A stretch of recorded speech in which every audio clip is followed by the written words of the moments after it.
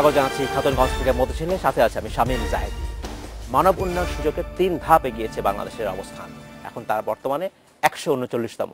গড় আয়ু এবং মাথাপিছু আয় বৃদ্ধি সহ সামাজিক উন্নয়নে বাংলাদেশ ভালো করায় অবস্থানে এই উন্নতি হয়েছে বলছেন জাতিসংঘ উন্নয়ন কর্মসূচি বা ইউএনডিপি। তবে আয় বৈষম্য এখনো বড় দুর্ভাবনা বলছেন বিশ্লেষকরা। গ্রাম এবং শহরে সমানভাবে উন্নয়ন ত্বরান্বিত করার মাধ্যমেই এই বৈষম্য দূর করা সম্ভব বলে জানিয়েছেন পরিকল্পনা মন্ত্রী। আজ আমরা আলোচনা করব মানব উন্নয়ন সুযোগ নিয়ে। এনে কথা বলতে আমার সাথে স্টুডিওতে রয়েছেন ইউএনডিপির মানব উন্নয়ন প্রতিবেদন কার্যালয়ের পরিচালক ডক্টর সেলিম জাহান। তবে আলোচনা শুরু করার আগে দেখে নেব একটি প্রতিবেদন। 1990 সাল থেকে মানব উন্নয়নের এই সূচক তৈরি করে আসছে ইউএনডিপি। সূচক তৈরিতে মানদণ্ড হিসেবে ধরা হয় নাগরিকের প্রত্যাশিত আয়ুষ্কাল, শিক্ষা ও মাথাপিছু আয়। গত 13 বছর এসব সূচকে বাংলাদেশের উন্নতি চোখে পড়ার মতো। এতে উন্নতি হচ্ছে অবস্থানেরও। 2014 সালে মানব উন্নয়ন সূচকে বাংলাদেশের অবস্থান ছিল 142। এবার তা 3 ধাপ এগিয়েছে। তবে একই অবস্থানে বাংলাদেশের সাথে আছে ঘানা ও জাম্বিয়া। ইউএনডিপির প্রতিবেদনে বাংলাদেশের এই অবস্থানকে মাঝারি মান বলছে পরিকল্পনা কমিশন। 0.579 পয়েন্ট নিয়ে বাংলাদেশ মানব উন্নয়ন সূচকে এগুচ্ছে। এতে স্বল্পোন্নত দেশ থেকে বের হয়ে উন্নয়নশীল দেশে পৌঁছানো সহজ হবে। পরিকল্পনা কমিশন ও ইউএনডিপির যৌথ উদ্যোগে এই প্রতিবেদন প্রকাশ অনুষ্ঠানে জানানো হয়, দক্ষিণ এশিয়ায় বাংলাদেশের অবস্থান 5 নম্বরে থাকলেও অন্য সব দেশের চেয়ে বাংলাদেশের উন্নতির গড় সবচেয়ে ভালো। তবে সামাজিক ও অর্থনৈতিক সমতা এখনো এখানে নিশ্চিত হয়নি। যদিও উন্নতি হচ্ছে, তবে বৈষম্য রয়েই গেছে। প্রতিদিন অনেক মানুষ যেমন দারিদ্র্য সীমা থেকে বের হচ্ছে, তেমনি অনেকে প্রবেশ করছে। উচ্চ অর্থনৈতিক প্রবৃদ্ধি অর্জনের পাশাপাশি আয় বৈষম্য সহনীয় পর্যায়ে রাখতে সরকারি উদ্যোগের কথা জানান পরিকল্পনা মন্ত্রী। দ্রুত গতিতে এগোতে পারতাম, কিন্তু আমরা সেটা করি না। আমাদের এখানে আমি আবারও বলবো, আমরা যে কাজগুলো করি এখানে আমরা ডিসক্রিমিনেট করি না। শহর এবং গ্রাম আমরা সবার জন্য কাজ করি। মানব উন্নয়ন সূচকে 188টি দেশের তালিকায় সবার শীর্ষে নরওয়ে, সবার নিচে আছে central African Republic. Shaon Hasnat, independent news, Dhaka. শুরু করছি আমরা আলোচনা। ডক্টর সেলিম জাহান, আপনাকে স্বাগত জানাচ্ছি অনুষ্ঠানে। কেমন আছেন আপনি? ধন্যবাদ। ভালো। আপনি? আমিও ভালো আছি। মানব সম্পদ উন্নয়ন সূচকে 3 ধাপে গিয়েছে বাংলাদেশ। বলা হচ্ছে গড় আয়ু বেড়েছে এবং মানুষের মাথাপিছু আয় বেড়েছে। কি রহস্য এর পেছনে? রহস্যটা এমন কিছুই নয়, খুব স্বাভাবিক ব্যাপার। সেটা হচ্ছে যে বাংলাদেশ তার যে গড়, যে মাথাপিছু আয় যেটা বেড়েছে এবং আমাদের যে প্রবৃদ্ধি যেটা, সেটাকে অত্যন্ত সাফল্যজনকভাবে মানব উন্নয়নের বিভিন্ন খাতে ব্যবহার করতে পেরেছে। স্বাস্থ্য খাতে, শিক্ষা খাতে, যার জন্য আপনার 1 বছরে মানুষের প্রত্যাশিত গড় আয়ু বাংলাদেশে প্রায় 1 বছর বেড়ে গেছে, যেটা কিন্তু বহু দেশে কিন্তু হয়নি। আমাদের যে শিক্ষায় যে অংশগ্রহণ শিশুদের, সেটা বেড়েছে। আমাদের মাথাপিছু আয় বেড়েছে। সুতরাং অর্থনৈতিক দিক থেকে অর্থনৈতিক সূচক যেমন ভালো হয়েছে, তেমনিভাবে সামাজিক সূচক ভালো হওয়াতেই আমাদের মানব উন্নয়নের যে সূচক সেটা বেড়েছে এবং আমাদের অবস্থানও আগের চাইতে উন্নত হয়েছে। কোনো উন্নয়নই আসলে সেই অর্থে উন্নয়ন হয় না যখন তার একটা দেশের বা রাষ্ট্রের বা সমাজের সম্পদের যে প্রবৃদ্ধি হয় এবং সেই প্রবৃদ্ধি যদি সমানভাবে সবার মাঝে বন্টন না হয়, এটা এখন একটা বড় সমস্যা বলা হচ্ছে। এবং এই প্রতিবেদনে যখন লঞ্চ করা হয় তখনও অনেকে এই কথাটাই বলেছেন এবং আপনারা সেটা বলছেন। বলা হচ্ছে যে গ্রাম এবং শহরে যদি সমানভাবে উন্নয়ন নিশ্চিত করা যায়, তাহলে এই আয় বৈষম্যটা আসলে কমে যেতে পারে। শুধু কি উন্নয়নটা আসলে কীভাবে সম্ভব? কী ধরনের উন্নয়ন? এটা শুধু ইনফ্রাস্ট্রাকচার উন্নয়নের কথা বলা হচ্ছে, নাকি স্বাস্থ্যের উন্নয়নের কথা বলা হচ্ছে, চিকিৎসার কথা উন্নয়নের কথা বলা হচ্ছে, বা শিক্ষার উন্নয়ন, যেটা বড় একটা উন্নয়ন? এবং আমরা এখনও দেখি যে শহর এবং গ্রামের শিক্ষার মানের কিন্তু বেশ পার্থক্য।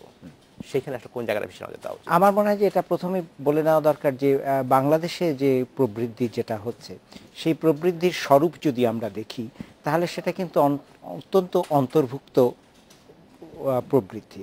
যেখানে আপনার সমাজের নিচের দিকে যে 20% লোক আছে, তাদের কিন্তু আয়ের প্রবৃদ্ধির হার উপরের 20%-এর চাইতে বেশি, যার ফলে যে অসমতা যেটা আছে সেটা আস্তে আস্তে কমে আসবে। এটা হচ্ছে প্রথম কাজ। আর আপনি যে কথাটি বললেন সেটা অত্যন্ত গুরুত্বপূর্ণ, যে আমাদের তো একটা অসমতা নিয়েই আমরা শুরু করেছি। যে কোনো সমাজেই আমরা তাই এটা থাকে। শুরু হয়। কারণ আপনি যদি দেখেন যে সম্পদের বন্টনের একটা অসমতা আছে, আমি যদি এই কথাটি বলি যে আপনার মেধা এবং আমার মেধা তার মধ্যে যদি পার্থক্য থাকে তাহলেও আমরা একটা অসমতা নিয়ে জন্মগ্রহণ করছি। তা ঠিক। হ্যাঁ, তো সুতরাং এখন আমাদের সমাজের সামাজিক উন্নয়নের ক্ষেত্রে যে কথাটি হচ্ছে যে সেই অসমতাটাকে কমিয়ে আনতে হবে। তার জন্য প্রথমে যেটা দরকার সেটা হচ্ছে যে সমভাবে সুযোগটা দিতে হবে, এক। 2 নম্বর হচ্ছে যে একটি অসমতা অবস্থানে আছে তাকে সমতার তা নিশ্চিত করতে হবে তার জন্য। এখন গ্রাম এবং শহরের যে কথাটি আপনি উল্লেখ করেছেন, এটা কিন্তু শুধু বাংলাদেশের ক্ষেত্রে নয়, এটা সব দেশেই হচ্ছে। কারণ হচ্ছে শহর কেন্দ্রিক উন্নয়ন আমরা লক্ষ্য করেছি বিভিন্ন দেশে। শহরে যে ভৌত অবকাঠামো, শহরের যে সুযোগ সুবিধে, সেগুলোর দিকে আমরা লক্ষ্য করেছি। এবং আমরা দেখেছি যে গ্রামে অনেক সময় আপনি যেটা বললেন বিদ্যালয় স্থাপন করা হয়, মাতৃ শিশু কেন্দ্র স্থাপন করা হয়, কিন্তু সেখানে হয়তো ভালো ডাক্তার নেই, সেখানে হয়তো ঔষধপত্রের ব্যবস্থা নেই, সেখানে হয়তো অন্যান্য সুযোগ সুবিধা নেই। আপনি রাস্তাঘাটের কথা বলেছেন, সেটাও অত্যন্ত গুরুত্বপূর্ণ। শুধু একটি কেন্দ্র করলে তো হবে না, সেখানে মানুষকে যেতে হবে। এখন আমি যেটা মনে করি যে এটা সমতার ভিত্তিতে হতে হবে, কিন্তু একটা সামঞ্জস্যপূর্ণভাবে হতে হবে। শহরে আমরা যে ধরনের উন্নয়ন করব, গ্রামে ঠিক সেই ধরনের উন্নয়ন হবে না। নিশ্চয়ই হবে না। কারণ গ্রামের অর্থনীতি ভিন্নতর, গ্রামের প্রেক্ষাপট ভিন্নতর, শহরের প্রেক্ষাপট ভিন্নতর। এখন উন্নয়নটা এমনভাবে হতে হবে যে সেখানে একটা সামঞ্জস্য থাকে, সেখানে একটা সমতা থাকে। এইটা করলে পরে আমার মনে হয় যে শহরের ভিত্তিক যে উন্নয়ন আমরা এটা দেখতে পাচ্ছি, এবং শহরের উপরে যে চাপ আমরা দেখতে পাচ্ছি, এই চাপটির একটি কারণ হচ্ছে যে গ্রামে যদি সুযোগ না থাকে লোকজন শহরে আসবে যে কোনো দেশে।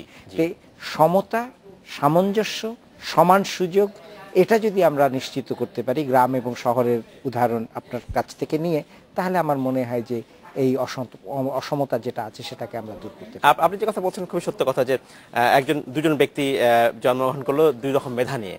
যার মেধা ভালো সেই সমাজের হিসাবে তিনি হয়তো এগিয়ে যাবেন, তিনি হয়তো বেশি, তো এখানে এক ধরনের অসমতা তৈরি হয় হয়তো প্রকৃতিগতভাবেই। কিন্তু আরো বিষয়ে অসমতা যখন তৈরি হয়, যখন সুশাসনের অভাব থাকে, এইটা নিশ্চিত করা যাবে কিভাবে যাতে সমান বেসিক সমান রাইটস, অধিকারটা যেন নিশ্চিত হয়, সেটা বা মেধার ভিত্তিতে একটা সিদ্ধান্ত গৃহীত হবে, সেইটা নিশ্চিত করা কি শুধুমাত্র কি স্বাস্থ্য খাতের উন্নয়নের কাজ, চিকিৎসার উন্নয়ন কাজ, বা শিক্ষার উন্নয়ন হবে, বা রাস্তাঘাটের উন্নয়ন হবে, নাকি সুশাসন প্রতিষ্ঠার জন্য আসলে কাজ করা দরকার? না, আমার মনে হয় যে এটা প্রথমে যে জিনিসটা করতে হবে যে আমরা যদি ভিন্ন অবস্থান থেকে শুরু করি, তাহলে পরে আমরা যদি বলি যে আমরা সমান সুযোগ দেব, সেটা কিন্তু পর্যাপ্ত নয়।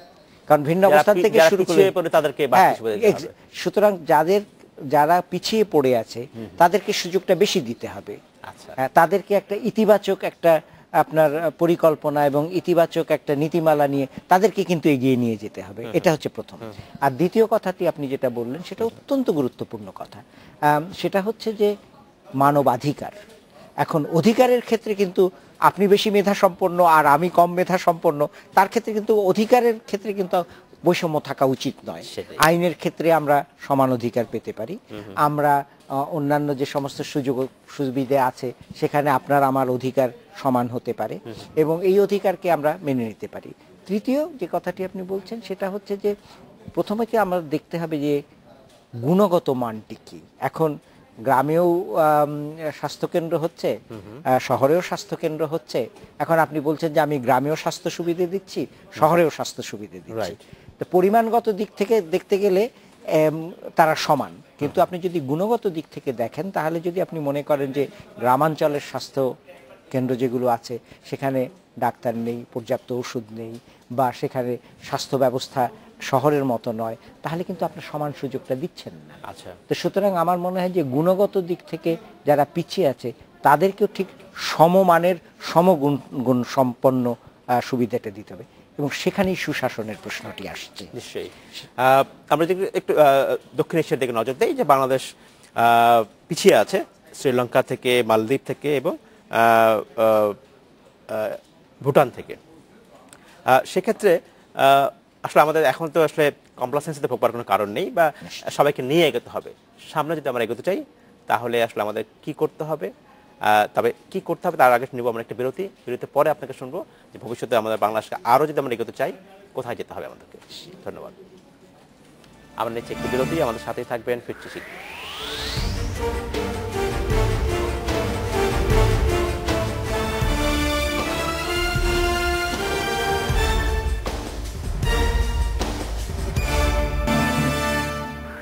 স্বাগত আরেকবার খাবেন গস্তের মতো ছিল। আজ আমরা আলোচনা করছি মানব উন্নয়ন সূচক নিয়ে। এই নিয়ে কথা বলতে আমাদের স্টুডিওতে রয়েছেন ইউএনডিপির মানব উন্নয়ন প্রতিবেদন কার্যালয়ের পরিচালক ডক্টর সেলিম জাহান।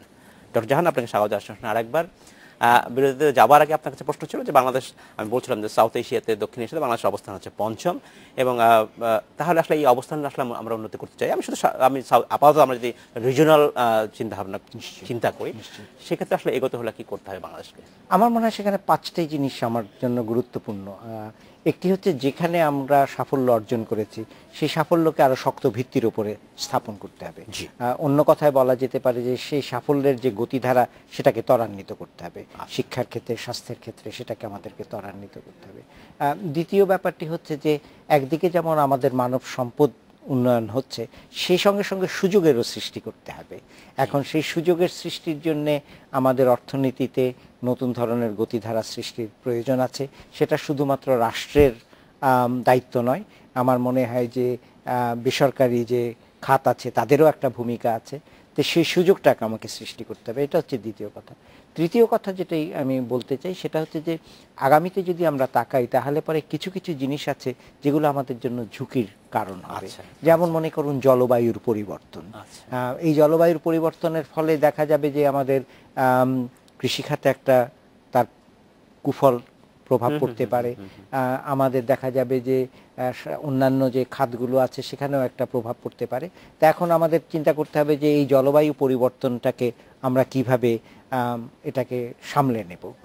চতুর্থ ব্যাপারটি যেটি হচ্ছে সেটা হচ্ছে যে আমরা প্রায়শই যখন আমাদের অর্থনৈতিক প্রবৃদ্ধি নীতিমালার কথা বলি, আমরা বাংলাদেশের পরিপ্রেক্ষিত থেকেই বলি, নিশ্চয়ই আমরা সেটা বলবো, কিন্তু এটাও আমাদের মনে রাখতে হবে যে এখন তো অর্থায়নটা এবং অর্থনৈতিক ব্যবস্থাটি বিশ্বব্যাপী হয়ে গেছে।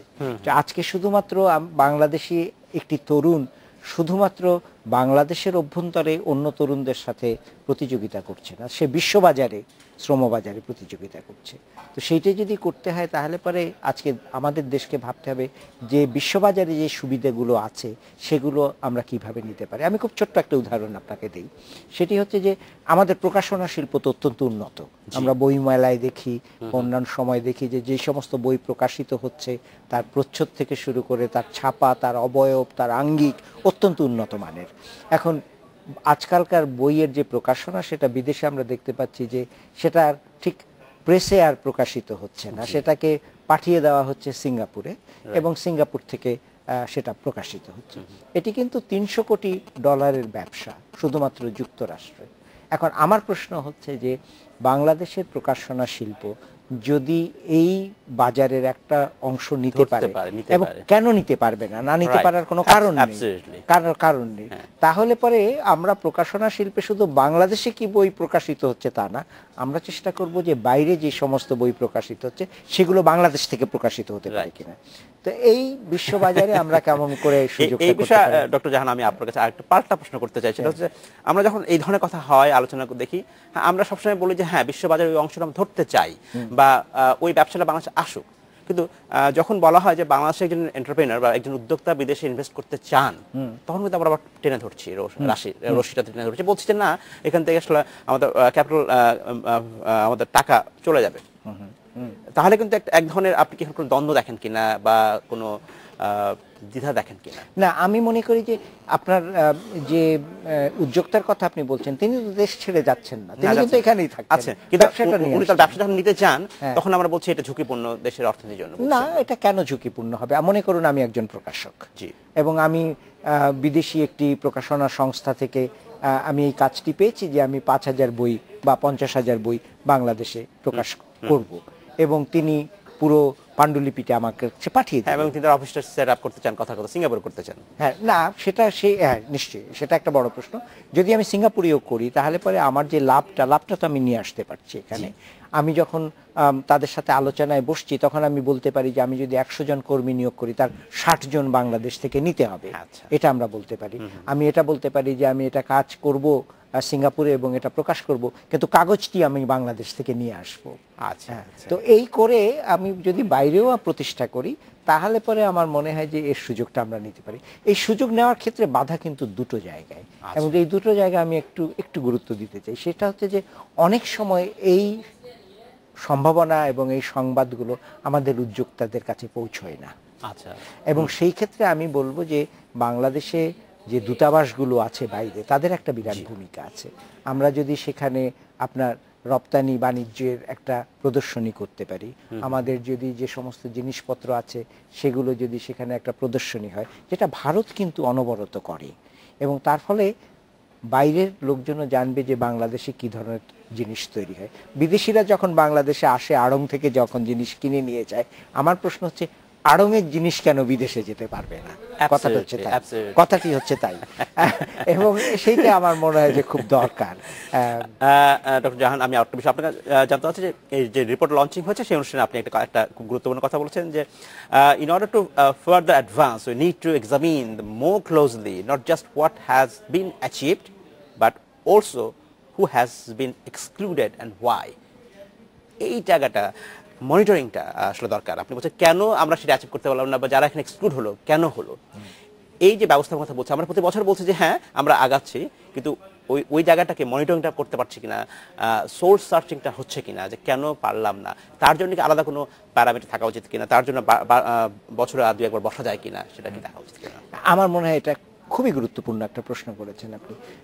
কারণ হচ্ছে যে আপনি যখন একটা দেশের উন্নয়নের দিকে তাকান, সেটা বাংলাদেশ হোক অন্য দেশের, আমরা যদি শুধু গড় নিয়ে বসে থাকি তাহলে গড়ে তো অনেকটাই উন্নত হচ্ছে, বিভিন্ন জায়গায় হচ্ছে, কিন্তু এখন আমি মনে করি যে এই গড়ের পেছনের যে মানে রহস্যই বলুন বা গড়ের পেছনের যে সত্যতা যেটা আছে সেটা আমাদের যাচাই করে দেখতে হবে। কারণ হচ্ছে যে গড়ে হয়তো আমরা খুব ভালো করছি, কিন্তু বহু জনগোষ্ঠী আছে যারা এটা গড়ের সুযোগটা পাচ্ছে না, উন্নয়নের সুযোগটা পাচ্ছে না। প্রত্যন্ত অঞ্চল আছে যারা হয়তো উন্নয়নের সুযোগটা পাচ্ছে না। গ্রাম এবং শহরের মধ্যে যে অসাম্য বা বৈষম্য যেটা আপনি বলেছেন সেটা রয়েছে। তো এইটা করতে গেলে আপনি যেটা বলছেন যে এটা আমাদেরকে তাহলে কিভাবে পর্যবেক্ষণ করতে হবে, এবং সেই পর্যবেক্ষণের জন্য আপনি বলছেন যে আমরা আরো আমাদের বসা এবং আলোচনার প্রয়োজন আছে কিনা, আছে। এবং সেটা পর্যবেক্ষণ করতে হলে আমাদের যেটা করতে হবে যে আমাদের যে উপাত্তগুলো যেটুকু আমরা সংগ্রহ করি সেগুলোকে বিভাজিত করতে হবে। বিভাজিত বলতে আমি বোঝাচ্ছি যেমন প্রত্যাশিত গড় আয়ু, আমি যদি বিভাজন করি যে নারীর প্রত্যাশিত গড় আয়ু কি আর পুরুষের কত, সেটা একটা বড় প্রশ্ন। আপনি শিক্ষার হারের কথা যদি আমি বলি, তাহলে আমি যদি নেই যে গ্রামে শিক্ষার হার কি, শহরে শিক্ষার হার কতখানি, আমি যদি মনে করি যে স্বাস্থ্যের ক্ষেত্রে স্বাস্থ্য সুবিধা আমরা দিচ্ছি, তাহলে প্রতি 1000 লোকের জন্য গ্রামে কতজন ডাক্তার আছেন, শহরে কতজন ডাক্তার আছেন। তো এইগুলো যদি আমরা বিভাজন করে ফেলি উপাত্তগুলোকে, তাহলে কিন্তু আমরা সমাজের একটা প্রকৃত চিত্র পাবো। এই অর্থে যে তখন কিন্তু আপনি আমি বসলে পরে বুঝতে পারবো যে আসলে বঞ্চনাটা কোথায় এবং কার মাঝে। অ্যাবসলিউটলি। আমরা যখন এই ধরনের মানব সম্পদ উন্নয়ন বা স্বাভাবিক যে উন্নয়নের কথা বলি, তখন কিন্তু আমরা সরকারি কন্ট্রিবিউশনটা খুব বড় করে দেখি, এবং সরকার বলা হচ্ছে যে সরকার এবার বার্ষিক উন্নয়ন পরিকল্পনা কি করছে। এখানে আসলে বেসরকারি খাতকে সম্পৃক্ত করা যায় কিভাবে, যেটা আপনিও বলছেন যে বেসরকারি খাতকেই আসলে বড় একটা ভূমিকা রাখতে হবে। এখন আমার মনে হয় যে উন্নয়ন পথযাত্রায় বিভিন্ন বিভাগের বা বিভিন্ন খাতের নানান রকমের ভূমিকা থাকে। উন্নয়নের জন্য যেটি দরকার সেটা হচ্ছে সৃজনশীলতা, কর্মকুশলতা, এটা ছাড়া উন্নয়ন সম্ভব নয়। আমাদের দেশেও আমরা যে পরিমাণ উন্নয়ন আমাদের পক্ষে সম্ভব হয়েছে, সেটা মানুষের সৃজনশীলতা, কর্মকুশলতা একটা বড় ভূমিকা রেখেছে, সেটা বেসরকারি খাত। আপনার পুরো কৃষি খাত কিন্তু বেসরকারি খাত। তো এখন সরকারি খাত এবং বেসরকারি খাতের যে ভূমিকা, তার মধ্যে একটা সামঞ্জস্য আনতে হবে। সরকারি খাতের ভূমিকাটা শুধুমাত্র বার্ষিক উন্নয়ন কর্মসূচি কতখানি, তারা কতখানি সরকারি খাতে খরচ করছে সেটাই নয়, সরকারি খাতকে একটা অবকাঠামো তৈরি করতে হবে যেখানে আইনের প্রশাসন থাকে, যেখানে নিয়মগুলো অনেক সহজ হয়, যেখানে একটি বেসরকারি খাতের একজন উদ্যোক্তার পক্ষে খুব তাড়াতাড়ি একটা ব্যবসা শুরু করা যেতে পারে। সুতরাং সেখানে দ্বন্দ্ব কিন্তু কিছু নেই, সেটা হচ্ছে পরস্পরকে নির্ভরশীলতা সাহায্য করা। ধন্যবাদ ডক্টর সেলিম জাহান। আজকে আমাদের শেষ করতে হচ্ছে, ভবিষ্যতে নিশ্চয়ই আপনার সাথে আলোচনা করবো। আপনি সুস্থ থাকবেন, ভালো থাকবেন। আমাকে সুযোগ দেওয়ার জন্য ধন্যবাদ। এই ছিল আজকের মতো খাতুনগঞ্জ থেকে মতো ছিল। আমাদের সাথেই থাকবেন, দেখা হবে আবার।